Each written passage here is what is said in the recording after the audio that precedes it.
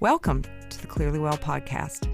I'm Elizabeth McKeon, a board-certified psychiatric mental health and addiction recovery nurse. This podcast aims to bridge the gap between mental health and substance use discussions, fostering understanding and empathy while reducing stigma. Join us as we amplify the voices of those with lived experiences, creating a non-judgmental space for their stories to be heard. Thank you for tuning in.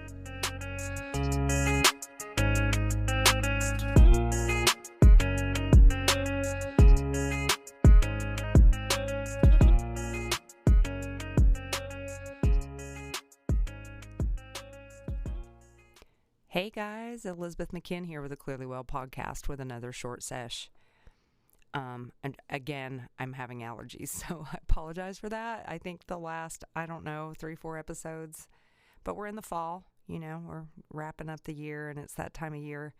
It's actually really beautiful in Georgia today, sunny and 60. Leaves are gorgeous.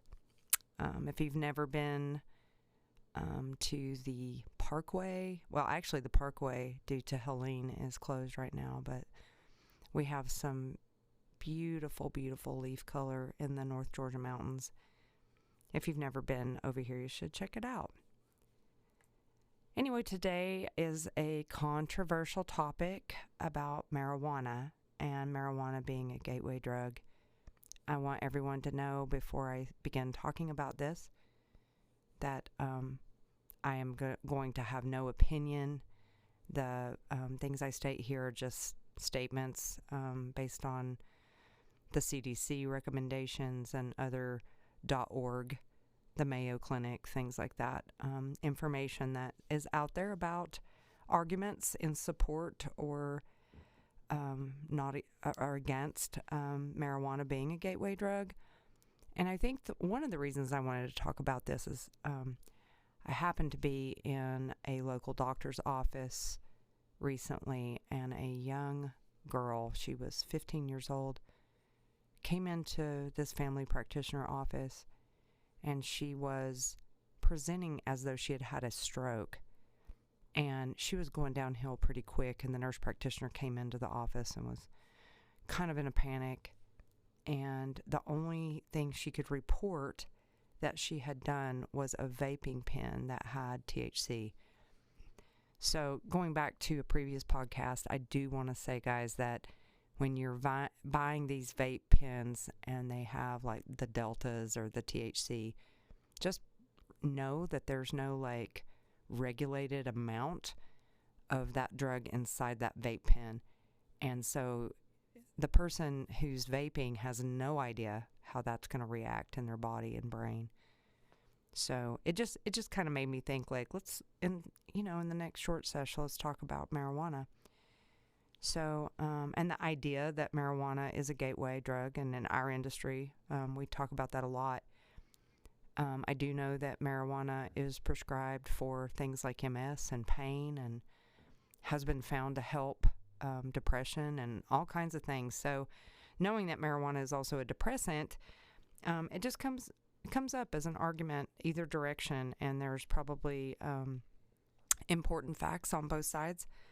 But just please remember that the ClearlyWell podcast doesn't support either view, and that we're just going to talk about it today. So I'm going to start with arguments supporting marijuana as a gateway drug. So studies have found that people that use marijuana are more likely to use other illicit drugs later. This has led some to believe that marijuana could lower inhibitions or increase the likelihood of using another dangerous substance or a more dangerous substance. Behavioral theories reflect that some researchers suggest that using marijuana can normalize drug-seeking behavior, potentially making individuals more open to trying another drug. And then also there's the access and social circle aspect. Being around people who use marijuana may also increase exposure to other drugs, making maybe drugs more accessible. So there's that theory. And then there is the argument against marijuana as a gateway drug. just because people who use marijuana sometimes go on to use other drugs doesn't mean that marijuana was the precipitating factor. Other factors like socioeconomic status, environment, or mental health issues could contribute to substance abuse patterns. So there's that correlation versus causation. Alternative explanations. Some researchers believe that individuals prone to drug use might be inclined to try multiple substances regardless of starting with marijuana. So meaning that marijuana was not the causative factor. And in regions where marijuana is legal, evidence has shown no substantial increase in the use of harder drugs. So suggesting that marijuana alone inherently leads to harder substance abuse does not add up. So these are just some of the things that I found on different .org websites. Certainly, again, not my professional opinion or does not reflect the ClearlyWell podcast. And in conclusion, I will just state that most experts agree that if marijuana does play a role in leading some people to try harder drugs, it's not the sole cause. The progression to harder drugs is complex and influenced by multiple factors, including predispositions and environmental influences. So I that's just what I found. And in terms of legality of marijuana, I just think that's such a huge topic. Certainly our podcast won't get into that today. Anyway, feel free to email me at clearlywellpodcast@gmail.com if you have comments or you want to weigh in on that topic. And if you do, I can address it in the next short sesh. Today was a super short sesh. Also, just a quick shout out to Talking Trash Podcast, Tim Snyder.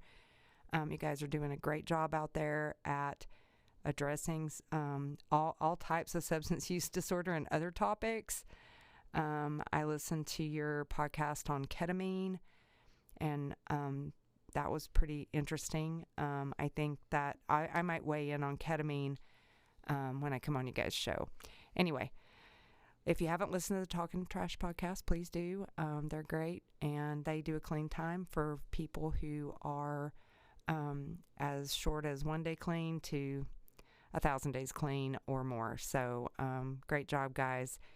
And also, if you know someone who would like to be on my podcast, or you yourself would like to be on the podcast, again, email me at clearlywellpodcast@gmail.com. Check us out on TikTok. We're there too. And anyway, hope you guys are having a beautiful fall day. Thanks. Bye.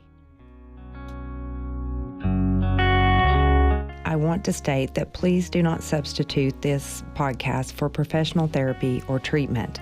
The content shared here is for informational and entertainment purposes only.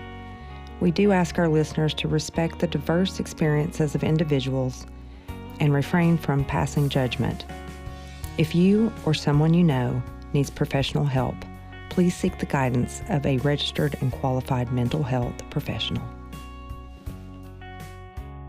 ClearlyWell is brought to you by Healthy Georgia and produced by CNC Media.